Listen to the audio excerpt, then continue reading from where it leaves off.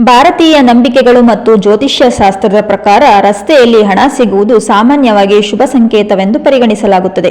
ಇದು ಅದೃಷ್ಟ ಮತ್ತು ತಾಯಿ ಲಕ್ಷ್ಮಿಯ ಆಶೀರ್ವಾದದ ಸಂಕೇತವಾಗಿದೆ. ಇದರ ಅರ್ಥವೇನು? ಪೂರ್ವಜರ ಆಶೀರ್ವಾದ. ವಾಸ್ತುಶಾಸ್ತ್ರದ ಪ್ರಕಾರ ವಿಶೇಷವಾಗಿ ನಾಣ್ಯಗಳು ಸಿಕ್ಕರೆ ನಿಮ್ಮ ಪೂರ್ವಜರ ಆಶೀರ್ವಾದ ನಿಮ್ಮ ಮೇಲಿದೆ ಎಂದರ್ಥ. ಆರ್ಥಿಕ ಲಾಭದ ಸೂಚನೆ. ನೀವು ಯಾವುದೋ ಕೆಲಸದ ನಿಮಿತ್ತ ಹೊರಗೆ ಹೋಗಿರುವಾಗ ಹಣ ಸಿಕ್ಕರೆ ಆ ಕೆಲಸದಲ್ಲಿ ಯಶಸ್ಸು ಸಿಗಲಿದೆ ಅಥವಾ ಶೀಘ್ರದಲ್ಲೇ ಆರ್ಥಿಕ ಲಾಭವಾಗಲಿದೆ ಎಂಬುದರ ಸಂಕೇತವಾಗಿದೆ. ಹೊಸ ಅವಕಾಶಗಳು. ಇದು ಹೊಸ ಕಾರ್ಯವನ್ನು ಪ್ರಾರಂಭಿಸಲು ಅಥವಾ ಉದ್ಯೋಗದಲ್ಲಿ ಬಡ್ತಿ ಸಿಗುವ ಶುಭ ಸೂಚನೆಯನ್ನು ನೀಡುತ್ತದೆ. ಮತ್ತು ದೈವಿಕ ಮಾರ್ಗದರ್ಶನ.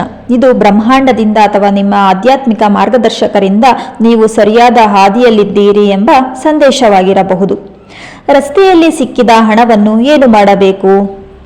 ಜ್ಯೋತಿಷ್ಯ ಮತ್ತು ನೈತಿಕ ದೃಷ್ಟಿಕೋನಗಳೆರಡೂ ಈ ಬಗ್ಗೆ ಕೆಲವು ಸಲಹೆಗಳನ್ನು ನೀಡುತ್ತವೆ. ಖರ್ಚು ಮಾಡಬಾರದು. ಸಿಕ್ಕ ಹಣವನ್ನು ವೈಯಕ್ತಿಕವಾಗಿ ಖರ್ಚು ಮಾಡಬಾರದು ಎಂದು ಅನೇಕ ನಂಬಿಕೆಗಳು ಹೇಳುತ್ತವೆ. ದಾನ ಮಾಡಿ. ಆ ಹಣವನ್ನು ದೇವಸ್ಥಾನದ ಹುಂಡಿಗೆ ದಾನ ಮಾಡುವುದು ಅಥವಾ ಅಗತ್ಯವಿರುವ ಬಡಜನರಿಗೆ ನೀಡುವುದು ಅತ್ಯಂತ ಶುಭಕರವಾದ ಕೆಲಸ. ಹೀಗೆ ಮಾಡುವುದರಿಂದ ಹೆಚ್ಚು ಪುಣ್ಯ ಮತ್ತು ದೇವರ ಅನುಗ್ರಹ ಸಿಗುತ್ತದೆ. ಪರ್ಸ್ನಲ್ಲಿ ಇಟ್ಟುಕೊಳ್ಳಿ. ಆ ಹಣವನ್ನು ನಿಮ್ಮ ಪರ್ಸ್ನಲ್ಲಿ ಅಥವಾ ಮನೆಯಲ್ಲಿ ಪೂಜಾ ಸ್ಥಳದಲ್ಲಿ ಅದೃಷ್ಟದ ಸಂಕೇತವಾಗಿ ಇಟ್ಟುಕೊಳ್ಳಬಹುದು. ಒಟ್ಟಾರೆಯಾಗಿ ರಸ್ತೆಯಲ್ಲಿ ಹಣ ಸಿಗುವುದು ಅದೃಷ್ಟದ ಸಂಕೇತವಾಗಿದ್ದರೂ ಅದನ್ನು ಸರಿಯಾದ ರೀತಿಯಲ್ಲಿ ನಿರ್ವಹಿಸುವುದು ಮುಖ್ಯವಾಗಿದೆ.